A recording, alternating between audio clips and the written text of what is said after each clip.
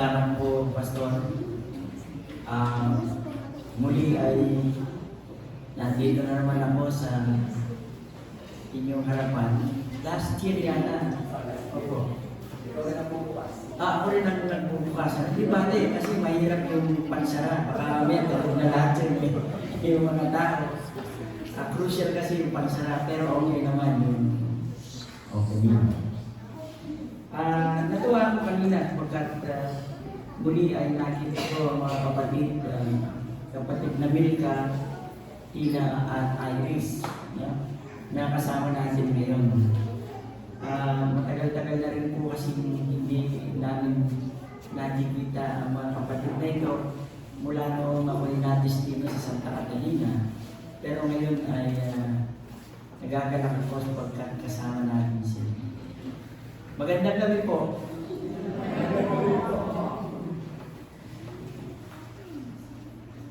Po tayo kung makatuloy-tuloy managalog kasi sino bang hindi nakakaintindi ng Tagalog ay nakapagpanga?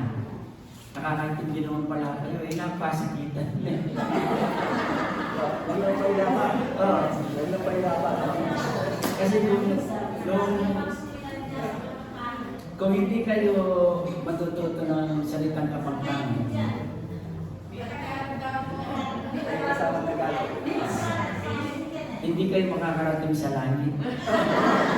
Kasi ang wikang Kapampangan ay ginagamit sa langit.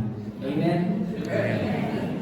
Kaya mag-aaral na po kayong Kapampangan at aralin anong ibig sabihin nito.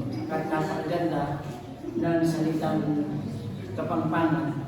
Alam niyo, ang isa sa tinatawag nilang endangered na salita sa buong Pilipinas, isa ang Kapampangan. Bakit? Kasi Kapampangan tamo at yung tagay-taging danggod na nipari yung mga nagalog tamo. Kaya po makanyan.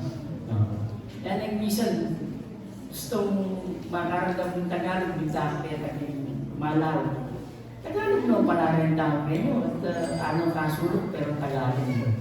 So, wag po natin bibitawan ang salitang Kapampangan sapagkat napakahalaga bilang identity natin. Amen? Ganyan po ang unang gabi ng ating, unang araw ng ating simpang gabi. Sana po ay makapagsimba tayo ng buong siyam na gabi. Dahil ang siyam na gabi ng pagsisimba, mga kapatid, ay pakikibahagi natin sa hirap na dinanas ni Maria sa kanyang pagdadalang tao sa loob ng siyam na buwan. Kaya kung hindi natin mabubuo ang siyam na gabi, ibig sabihin premature. Premature si Jesus sa atin. So dapat buuin natin ito. At ang siyam na gabi ay isang pagsasakripisyo bilang pakikibahagi natin sa paglalakbay ni Maria sa pagsilang ng ating Panginoong Jesucristo at dapat lamang na makibahagi tayo rito. Tayo, pagsisimba lang ng siyam na gabi, sakripisyo na. Gano'n pa kaya ang sakripisyo ni Maria para isilang ang manunubos sa atin? At mga kapatid, ngayong unang araw ng ating simbang gabi, ayon sa mabuting balita kay San Juan, ibinibida ni Jesus si San Juan. Nagbibigay saksi tungkol sa katotohanan, tungkol sa kabutihan, kagalingan, at pagka-Diyos ni Jesus. Ibinibida ng Ebanghelyo si San Juan. Alam niyo, napakaganda ng paglalarawan sa kanya ni Jesus. Ang sabi sa Ebanghelyo, si San Juan daw ay parang isang maningas na ilaw, a burning light. Noong panahon na yon, hindi pa uso ang velcro, wala pang mga electric na bombilyan ganito. Ang pinakailaw nila ay yung apoy.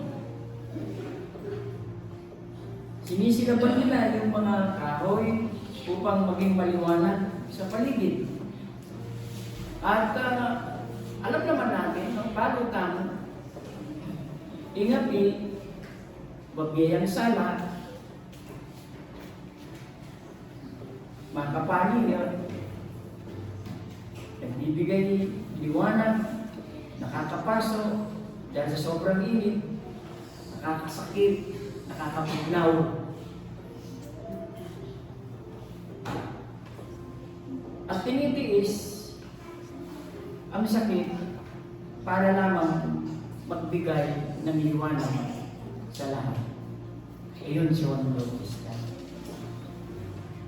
Minsan, sa ating kalagayan, natatakot tayong magbigay liwanag. Tama ba yun o tama? Natatakot tayo na magbigay liwanag. Natatakot tayong magpatotoo. Natatakot tayong sabihin ang tama at matuwid. Kasi takot tayong mapasok. Takot tayong mapagtinginan, mapag-usapan. Takot tayong mahusgahan ng kapwa. Takot tayo na mapag-isipan. Takot tayo na matrol. Takot tayo na mawalan ng trabaho. Takot tayo na baka magaling sa atin ng iba kapag sinasabi natin ng tama at mabuti. Pag sinasabi natin ng tama at mabuti sa ating kapwa, sa lipunan at maging sa iglesia, at tubili tayo. Ayaw natin merong masasaktan, ayaw natin madamay. Pero, mga kapatid, hindi ganon si Juan Bautista. Kay Juan, hindi baling masakit, basta totoo. Basta totoo. Di baling manakit naman ang iba, maitago lang ang katotohanan.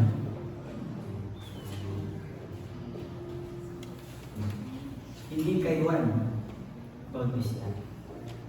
Kahit pa siya ang mahirapan, kahit pa siya ang usigid, kahit mag-alay ng buhay, kung yan ang totoo, siya ay magpapatotoo, magbibigay saksi.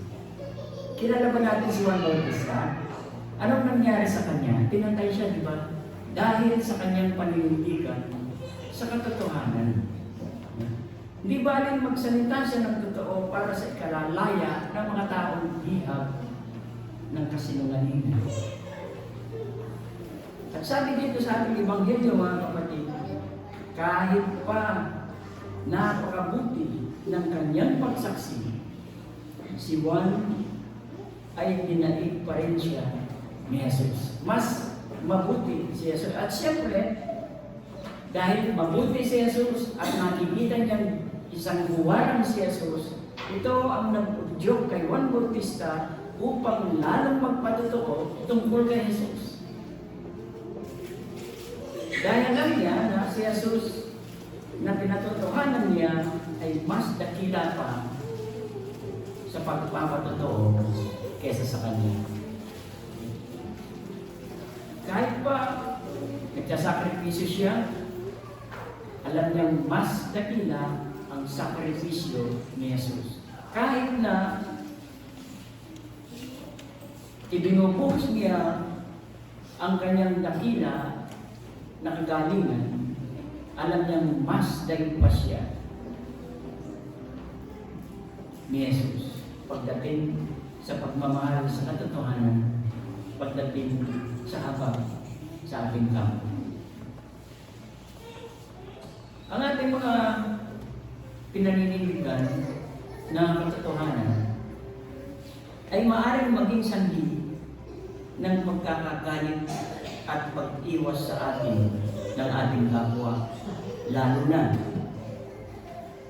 sila ay mayroong sariling interes.